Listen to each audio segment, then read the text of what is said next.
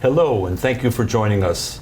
I'm David Harris, and today on Defending Israel, I'm privileged to be joined by two dear friends and warriors for the Jewish people. Not warriors, warriors. Natan Sharansky, a man who needs no introduction, one of the most famous former prisoners of conscience, Israeli politician, author, and human rights activist. And Charles Small, a leading academic, formerly associated both with Cambridge University in Britain and Tel Aviv University in Israel. It's a pleasure to be with both of you. Thank you. Thank you. Natan, what's life been like for you and your family, and more generally for Israel, since October the 7th? Well, the tragedy is unbelievable. Israel is a small country, we are one family, and practically everybody has friends or relatives who are or killed or kidnapped. And the pictures which most of the Israelis prefer not to see, definitely not to show to their children, about these barbaric actions in which these people were killed or tortured.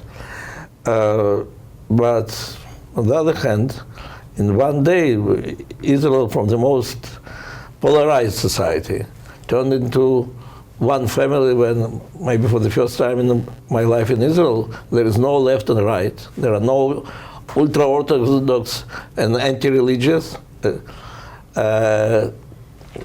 We physically moved into small families, big families, because grandchildren are coming to us because their fathers are all in the army.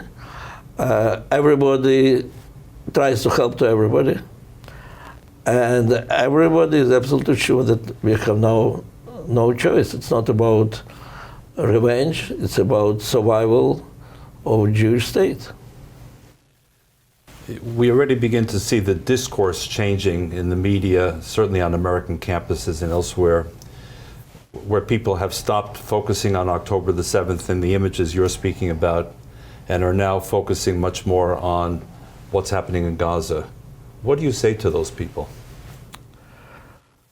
Well, no, I and Charles are dealing for many years with anti-Semitism and connection between anti-Zionism and anti-Semitism. Today you don't need to any studies. There is the most awful, the most ugly, the most massive pogrom in modern history, compared with Kishinev pogrom, where there were 50 people killed, and here 1,200. 1903. In 1903. For those of our viewers who were not yet born. Yeah, well, the main American Jewry is Russian Jewry, which moved because of pogroms from 1880 to 1920. And one of the most famous pogroms was in Kishinev. Really, hundreds raped, hundreds of houses burnt, 50 people, less than 50 people killed. Here, 1,200 people killed, and everything is on internet, how they were killed. So at this moment, forget about later in the week, in the first day and two, the reaction of 31 organizations of students in Harvard that only Israel has to be blamed for this, and that is the beginning. Some professors are saying gladly that is the beginning of anti-colonial struggle of the people. What better proof you can have that hating of Israel brings you to killing Jews, or justifying this killing? So Charles, you've been on the campus for many years.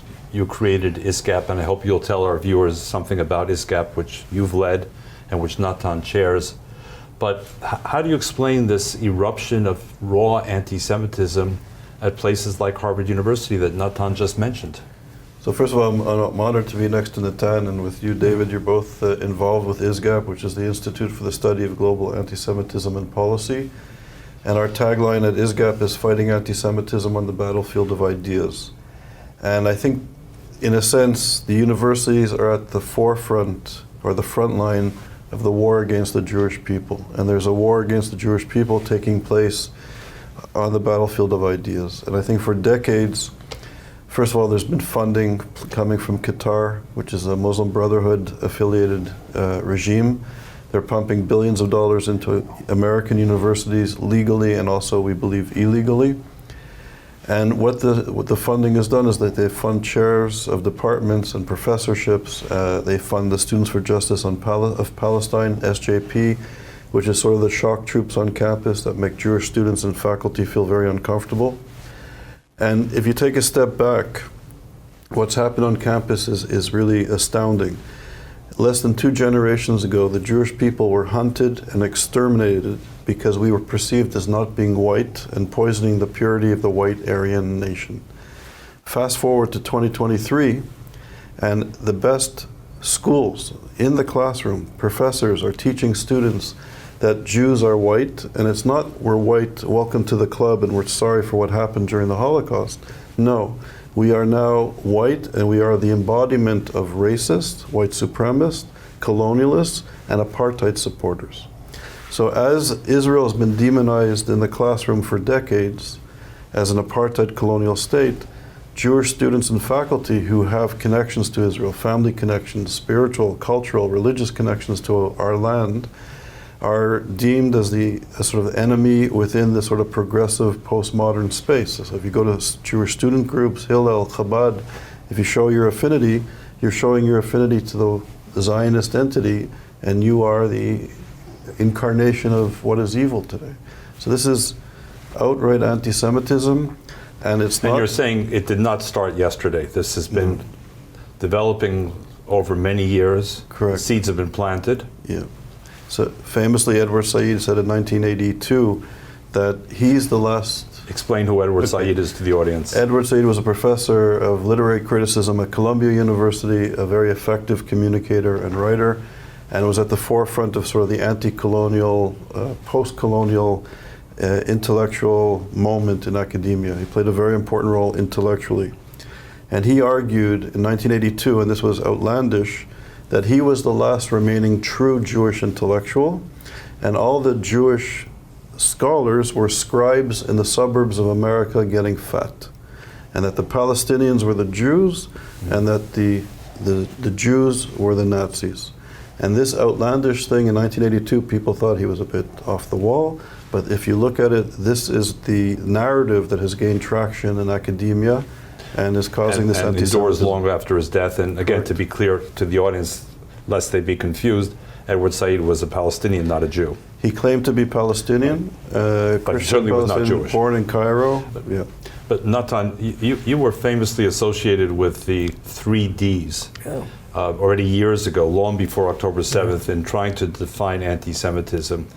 If you met a student from Harvard today who said, but I'm anti-Israel, I'm not anti-Semitic, what would you say to that student? Well, look, it all started like 20-something years ago after Durban conference, which was supposed to be which was declared as the first anti-racist conference of the United Nations. It was prepared for 3 years. And all what came out of it is that the new apartheid state is Israel. And then when the awful criticism of Israel started, that Israel is a Nazi state, that Palestinian refugee camps, that's Auschwitz of today, the pictures of Israeli prime minister eating Palestinian kids. And I said, that's all anti-Semitism. The answer was, no, it's legitimate criticism of Israel. And then I proposed, after some debates, I said, okay, let's have some criteria. Demonization, delegitimization, and double standard towards Israel, or towards Jews, that was the weapon of our enemies, hating Jews, for 3,000 years. And you can easily show how it was. Said those who are using, demonizing Jewish state, those who are delegitimizing, denying the right of Jewish state to exist, and those who are applying standards which they don't apply to any other country, that's new anti-Semitism. And there was a debate. It is in the end, international definition of anti-Semitism includes all these principles through examples. Jewish intellectuals led the fight, so-called Jerusalem definition of anti-Semitism. They chose Jerusalem where they met. They were insisting that if you deny the right of Israel to exist, it's, we disagree with this, but it's not anti-Semitism. It's intellectual right of this. more than this, Judith Butler, the queen of modern critical theories, speaking against racism and colonialism. So 10 years ago, answering the questions of students in Berkeley, said Hezbollah and Hamas. Of course, there are things that I disagree, but they are social movement, and as a social movement, they are part of progressive left liberal front, and we have to include them. So this was the approach. Of course, if it is the approach of professors, definitely of some students. And what I can say today is, look where it takes. Denial of the right of Israel to exist, that is Hamas, which you think it's okay to exist. Hamas is doing the most awful pogroms, which we even didn't hear about such pogroms in the modern time. It all goes together. You cannot deny the right of Israel to exist and not deny the right of any other country in the world to exist, and to say that you're not anti-Semite. You're applying standards which you don't apply to any other country. So today it's not theoretical. It's anti-Semitism which is killing people, and it starts from hate of Israel. So just to pursue this for a moment, Natan, so the Harvard student might come back to you and say, but you give the Palestinian people in Gaza no choice because there's no political perspective offered to them. How do you respond to that as an Israeli? First of all, it is people of Gaza who decided that their leaders will be Hamas. We gave them opportunity to decide whatever they want. We left Gaza. In fact, I had a big debate with Ariel Sharon saying that you are helping to create the biggest terrorist base in the Middle East. But he believes that if the world wants that we will not be there, let's not be there, and let's see what they create. So he withdrew in 2005. In 2005, every Israeli left. Yeah, every settler, soldier, everyone. There were 5,000, I think 5,000 Israeli families who were dragged out. Dragged out. The Israeli government sent us. We lived here. We built second generation. Their houses were destroyed by Israeli army. They were forced to leave. Gaza was Jewish free. And Palestinian people could decide who will be their leaders. I don't think it's the choice of Palestinian people. It was the nature of dictatorships, and unfortunately we agreed that dictators... You have some experience with dictatorships. Yeah, and that's why I was warning that the real peace cannot be built on this, that we will bribe dictators. The real peace has to be if we'll do our best to encourage building of civil society, and this civil society will elect their leaders. So what really happened, look, you know, if people of Gaza want to have these leaders, it's their right, it's not our business. But if these leaders put in their program that we are going to destroy Israel, it's written in their program, our aim is to destroy the state of Israel.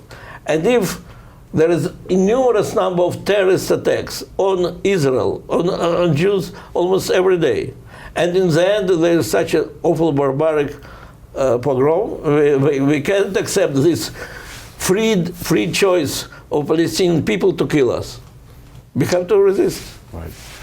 Charles, you said something very noteworthy in your first remarks, and that was that there's a lot of funding going into American universities, and you mentioned one country in particular, Qatar. Yeah. I know that ISGAP, the organization that you founded, has been focusing a lot on where the money's coming from. Talk to us about the money, talk to us about what's legal and what's not legal, and talk to us about how you can measure the impact of that money on the campus environment. Right. So first of all, Qatar is a small country. There's only about 300,000 citizens in Qatar. There's a lot of guest workers there. But it's a small country. The royal family is interconnected with the Muslim Brotherhood. The Muslim Brotherhood... Explain what the Muslim Brotherhood is for viewers who may not know. Okay, so It sounds like a religious fraternal organization. Right. So very briefly, the Muslim Brotherhood started about 100 years ago in Cairo, in Egypt, as a reaction to British colonialism. And it basically fuses a very narrow reactionary form of Islam with European anti-Semitism. So the Protocols of the Elders of Zion that lay the foundations to the Holocaust, the lies about Jews, they incorporated that as a core element of their ideology. So it's not the military wing or the extremist element. They believe in all the lies of the Protocols of the Elders of Zion. and fused it with their Islam. The head of the Muslim Brotherhood lived in Qatar for many years, Yosef Qaradawi. Yosef Qaradawi always preached that a true believer is obligated to finish the work of Hitler. So this is the regime. Now they have assets, the Muslim Brotherhood and Qatar, of over $1 trillion that we've mapped out. Let's say that again. $1 trillion with a T. In assets. And they have 1,000 billions. Thank you. Well, and they have assets in banks, in Fortune 500 corporations, in the media, and they've also used soft power. They use money to influence, and they've invested tens, if not hundreds of billions of dollars in American universities over the years, funding research centers, professorships, programs, some of it using soft power to demonize Israel in the classroom. And they also have other programs in science and environmental studies to sort of to influence Western academia. One case that we looked at, and there are many cases, Texas A&M received $1.5 billion in money from Qatar. Now, why would Qatar be interested in Texas A&M? So we've uncovered 502 research projects for the $1.5 billion. And some of the research projects deals with nuclear energy research. And Texas A&M is associated with Los Alamos. Los Alamos is one of the preeminent nuclear research centers in the United States. They actually have a nuclear reactor there, one of 3 nuclear reactors for research. In the agreement that they have with Texas A&M, Qatar owns all of the intellectual property of all the research projects that they're doing. And this has all been permitted by the United States government? We don't know. I would assume there must be some levels of permission for this type of research to be going on, but it's very disturbing that we've discovered this recently. We're coming out with a report in the next days on this. And one more question while we're on the subject. You yourself spent, I believe, 6 years at Yale as a professor and leading a center. I think it's important for JBS viewers to understand what happened and how that helps explain the campus environment. So when I was at Yale, actually I was doing a lot of work at JBS with Mark Golub and on various programs here. But basically, I was the first director, the founding director of a research center at Yale. It was the first research center dealing with anti-Semitism at a North American university ever. And we were there from 2005 to 2011. It was a very vibrant research center, very productive, running well. We had professors, visiting professors, research fellows, etc. And we were closed down. And we didn't understand why we were closed. There was an internal report that was confidential, and none of the faculty, administrators, or philanthropists associated with the Institute ever understood why it was closed down. About a year after we were closed down, I went off to Stanford University and fell upon some old emails that I had from Yale. There was an antagonistic vice president of Yale. His name is Charles Robin Hogan. And he was very antagonistic, very anti-Israel. So one evening I was just surfing the internet, I came across an email and I Googled him. And he worked for a pharmaceutical company in Cambridge, Massachusetts called Hydrogen, run by the Ben Mufaz family. I Googled Ben Mufaz. He was a Saudi businessman with known terror financing connections. The Clinton administration blew up their chemical factory in Sudan years ago. So I started doing all this research. I do social theory and philosophy. This is all kind of new to me. And I brought this research to experts in terrorism studies, counterterrorism, and they knew the foundations and the individuals that I had Googled fell upon by mistake. And this led to a project that we went from 2012 to 2019.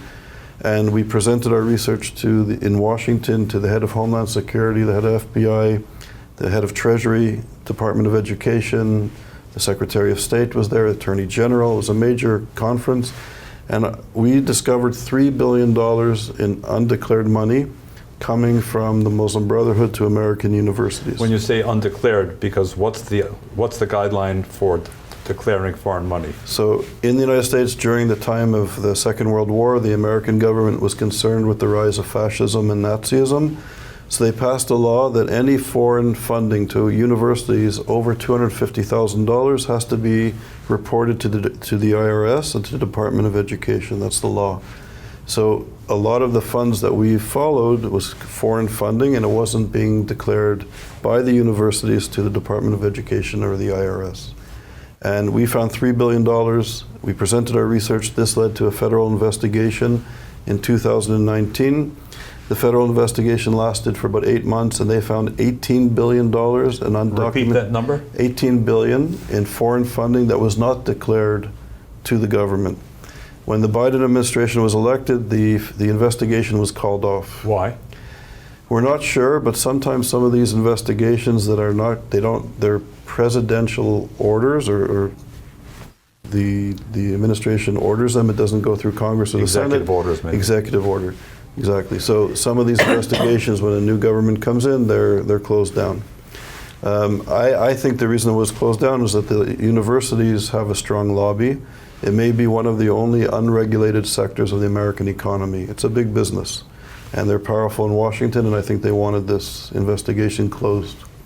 So after, when it was closed down, some philanthropists heard about our research, and for the last 3 years, our research has ramped up, and it's become much more sophisticated and well-funded. We're working with really international experts on terror financing, the Muslim Brotherhood, and also people in machine learning and artificial intelligence who can trace the reasons why the discourse when it comes to Israel, Zionism, and Jews have shifted in academia. So our viewers should be expecting much more from ISGAP on this subject. Correct. In the coming weeks, we'll have many reports. Natan, you succeeded Elie Wiesel, the legendary Elie Wiesel, as chair of ISGAP. You're a busy person. Why did you choose to get involved with ISGAP? Well, first of all, anti-Semitism is something that I'm dealing with all my life, beginning from the Soviet Union. In fact, in my young years, the only Jewish thing which we had, really the only Jewish thing which we had, was anti-Semitism. So, and frankly speaking, I thought that's the direct result of this dictatorship in Soviet Union. The dictator always needs internal and external enemies, and there is no better internal and external enemy than Jews. And so, surprisingly, many years after I was released from prison, as a minister in Israeli government, I discovered that's very important also the West. Specifically, ISGAP, after I retired from Jewish agency, and there were many organizations who wanted me to be involved, and I was not in a hurry then to decide where. And then Charles invited me to Oxford for every summer. You have what Oxford retreat, how you call it, where professors from all the world are coming for 2 weeks, 10 days, 2 weeks, and are lectured by the really leading specialists in the world about anti-Semitism on the left, anti-Semitism on the right, anti-Semitism in Islamic world, in Christian world. And then in the end, usually they try to help to these representatives of different universities to build their own course, because there are so many courses against Jews on the universities. There are practically no systematic course on anti-Semitism. Right. And then I really understood how important it is, how interesting, and then I became involved. And I'm very grateful to Charles for bringing me to this. So we have only a few minutes left, and I want to be sure, Natan, that you in particular, you're speaking to the largest Jewish audience that gathers in the United States. It's here at JBS. It's even more people than gathered in Washington in December 1987 when we met President Gorbachev and said, let my people go. What's your message to American Jews right now, in the aftermath of October the 7th? What would you like to see American Jews do? Look, I know that we Jews always want to be involved in the cause which makes the world better, Tikkun Olam. That's, those who are not interested, they're probably not Jews.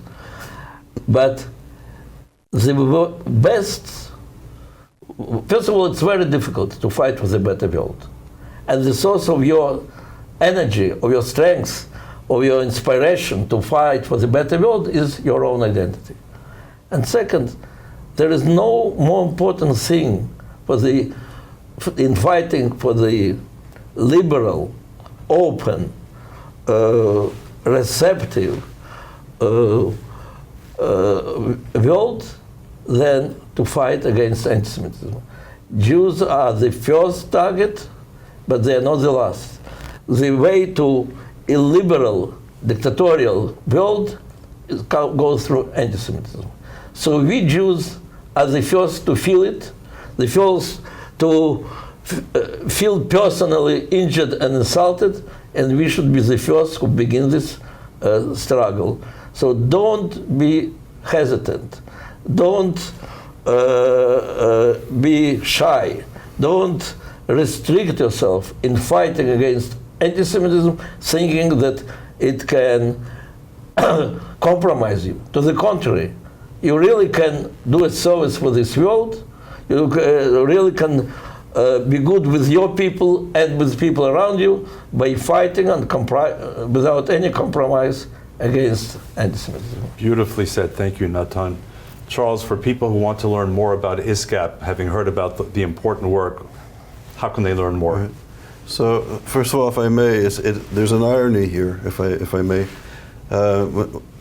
David, you were very active in the struggle for Soviet Jewry. I was, as a kid, in Montreal at the Hillel. I was 19 years old, and I went to Russia and then Leningrad, and I actually met some of your family when you were in prison. And Natan and the refuseniks were so brave to stand up to the anti-Semitism in the Soviet Union. They were heroes and brave beyond my understanding. And it's ironic that here we are, fast forward a couple of decades, and you're here helping us in the West, in the United States. We were helping the Soviet Jewish community, and now we need help here to fight and to struggle. And I think, as Natan was saying, we should be proud to struggle against anti-Semitism, proud of who we are as a people, and to fight for justice. And I think what we do at ISGAP, we train professors. We do. What's the address? Where will people find you after the show? www.isgap.org. www.isgap.org. Yeah. Gentlemen, it's been informative, inspiring, too short, but an honor to be with both of you. Thank you for your leadership of ISGAP. Thank you for all you represent. Thank you for being on the front lines in the battle against anti-Semitism. This is David Harris, Defending Israel. See you next time.